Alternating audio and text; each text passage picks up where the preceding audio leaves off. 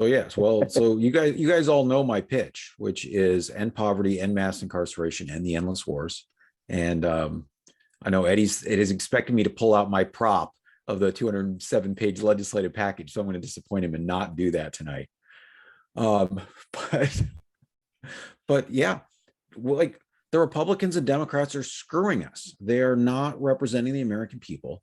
They are allowing these problems to fester, and they're doing it because there's too much money to be made by them ignoring it. And they wrote the rules in a way that we can't start a third party to challenge them. They make ballot access laws so we can't, run independent candidates. And even if we can, they are like, it's so expensive because they've raised so much money promising to fix these problems that you can't outspend them. And so the system doesn't work. We have to do something, and the way to do it is to stop playing their game and stop competing to be the ones in charge, and instead compete to get our solutions enacted. And since the Democrats and Republicans they're playing the game of who gets to be in charge. And when we refuse to do that, and then we can make the system work for us by changing the way the game is played. And so stop being distracted by the who. I don't care if Donald Trump is going to run for president in 2024. I know it gets people all worked up, but I don't care. I care about the fact that we just let 3 million children fall back into poverty on top of the 9 million children who are already there. I care about all the millions of people who are waking up behind bars. And I care that for some reason, everybody's all focused on this war in Ukraine, which is, as far as I can tell, is because there's white people that are getting killed instead of all the other people of color around the world that our bombs are killing. We're children who are starving to death in Yemen and have been for years, and nobody seems to care.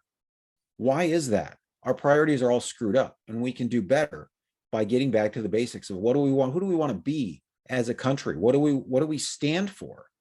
And the answer is in the Constitution, what we're supposed to be doing, and we've forgotten it because we've allowed this culture of greed to grow up where we've been persuaded that we should all just think about ourselves. And it doesn't work, and society is rotting. And so we need to be reborn. We need to refocus on what we're supposed to be doing. And that's what the American Union is. We need to establish justice, ensure domestic tranquility, and provide for the common defense, not a global military bootprint, but the common defense, and promote the general welfare, ensure the health, happiness, and prosperity of Americans, and secure the blessings of liberty to ourselves and our posterity, not let our children inherit a polluted planet that, like microplastics, like babies are born with microplastics already in their body. This is how much our pollution is destroying the world, and nothing's being done about it. We've got to change the way that the system works so that we can come together around actual solutions and not just throw money at politicians who make empty promises that they're going to do something and they don't do it. And even if they go there with the best of intentions, they really want to solve the problems. And I believe that there's some of them that did, like AOC or Cory Bush. But the problem is that they're one person in a big swamp, and one person can't clean up a swamp. It takes cooperative effort.